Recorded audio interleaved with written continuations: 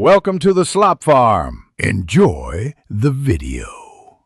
You start by confirming your iPhone supports low power mode and that you're on a compatible iOS release. Once done, unlock the phone and open Settings. Make sure you can authenticate if prompted. Tap Control Center to access the customization area where controls are added. This step locates where you can modify what appears when you swipe. It's the control hub for shortcuts, so getting here is essential before adding any button or shortcut to the control center. You'll scroll down to more controls and find low power mode listed among extras. Tap the green plus to add it to included controls. Once added, make sure to position it where you can reach quickly by dragging the three-line handle. Place it near the top for one-handed access.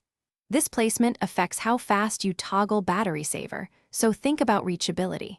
After reordering, exit Settings. The change is saved automatically and ready for immediate use in Control Center. You now swipe into Control Center and tap the low power mode icon to toggle battery saver on or off. This reduces background activity and extends runtime. If the icon doesn't appear, make sure you actually added it in Settings under Included Controls, and then try restarting the device to refresh the interface. If problems persist, check for restrictions or a managed profile that might block changes. Contact your administrator only if a profile prevents. Thanks for watching. Consider subscribing if we helped you today.